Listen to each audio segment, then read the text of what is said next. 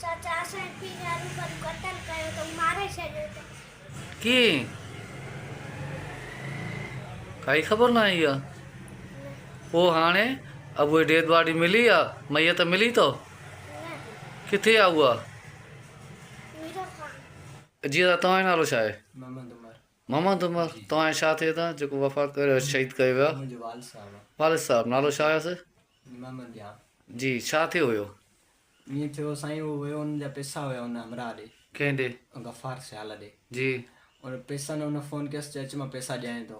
जी। मां फ़ोन कईमांसि, मां कराची रहंदो आहियां, मां फ़ोन कईमांसि त मूंखे चई मां गफ़ार ॾे वञा थो पैसा वठणु। जी। त उन खां पोइ हिते हुनजे बावजूदि नंबर बंदि हो। हिकु ॿिनि ॾींहंनि खां पोइ मां हुन सां राब्तो कयुमि। हुन चयो त बाबा मूं ॾे न आयो आहे। असां हेॾे होॾे भॻासीं टुकासीं, हर शइ कयोसीं। असांखे कल्ह वञी ख़बर पई त होॾे लाश उते ई हो। नंढड़ी भेण आहे मुंहिंजी, हे भाउ आहे, ॿियो वारिस कोई कोन्हे असांजो। असांजो कोई बि वारिस कोन्हे, वॾो मां ई आहियां। न वजह त हूंदी न, छा मसइलो थियो आहे, छो मारियो अथईसि बेगुनाह? बसि पैसनि जे मामले ते मारियो अथईंसि। पैसनि जे मामले ते? ॿियो कोई बि कोन्हे। असांखे इंसाफ़ु खपे।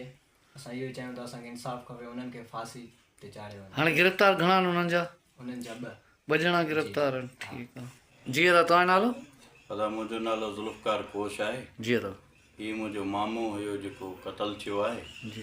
हुनजो नालो ॼाम सियाल। हीउ हिन जा ॿारड़ा आहिनि, पुटु अथसि ॿ ऐं हिकु न्याणी अथसि। ॿियो वधीक वारिस हिन जो केर बि कान्हे को। 19 तारीख़ ते हितां घरां वियो, घर चई वियो त मां वञा थो गफ़ार सियाल ॾे, जेको क़ातिल आहे गफ़ार सियाल। उन ॾे मुंहिंजा पैसा आहिनि, मां पैसा वठणु वञांसि थो। पोइ हुते जो वियो त हुन पैसनि फॿाइण ख़ातिर हुनखे क़तल करे ज़मीन में पूरे छॾियो आहे, लाश दफ़नाए छॾियो अथई। हिन वक़्त ताईं लाश बि न मिलियो आहे। बाक़ी जेको आहे सो इन्हनि ग़रीबनि सां इंसाफ़ु कजे। यतीम ॿार आहिनि। आला अदलिया खां असां ऐं चीफ जस्टिस ऑफ पाकिस्तान खां मुतालबो था कयूं त हिननि ॿारनि सां इंसाफ़ु कयो वञे ऐं कातिलनि खे केतिरे किरदार ताईं पहुचायो। नंढड़े हिन ॻाल्हि कई हुन फर्ज़न त पैसनि जे मामले ते हीअं थियो आहे। घणा पैसा हुयसि? पैसा चवंदो हिते घर में ॿुधाईंदो, हाणे असांखे कोन ॿुधाईं, पंहिंजे घर में ॿुधाईंदो त 2-2.5 लख रुपया मुंहिंजा अथसि। अच्छा, हिन में छा था सम्झो, हिकिड़ो ज़िम्मेवार आहे या ही कोई ग्रुप में इहा शइ थी आहे, का ख़बर? न, हिन में तक़रीबन 5 माण्हू इन्वॉल्व आहिनि। सही। हीउ पाण अब्दुल गफ़ार आहे, ॿियो हिन जा पुट आहिनि ऐं ॿियो थी सघे थो मतां सालो बि हुजेसि। माना 4-5 माण्हू हिन में इन्वॉल्व आहिनि।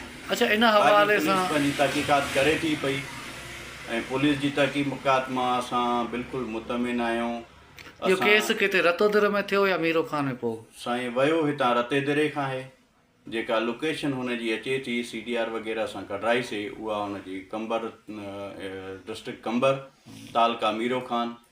जेको टावर लॻेसि पियो उहो हाकिम शाह पट वारे जो ॻोठु आहे गुलाम अली मंगसी। उन टावर में ॿिन्ही उन टावर में ॻाल्हायो आहे। जेको आहे सो पुलिस मीरो खान जी कार्रवाई करे DSP जनाब मुज़मिल सुमरू साहब मां असां मुतमिन आहियूं। हुन पंहिंजी हिकमत अमलीअ सां विदिन 4 आवर 4 कलाकनि में कातिल खे गिरफ़्तार करे सभु शइ रिकवर कराई आहे।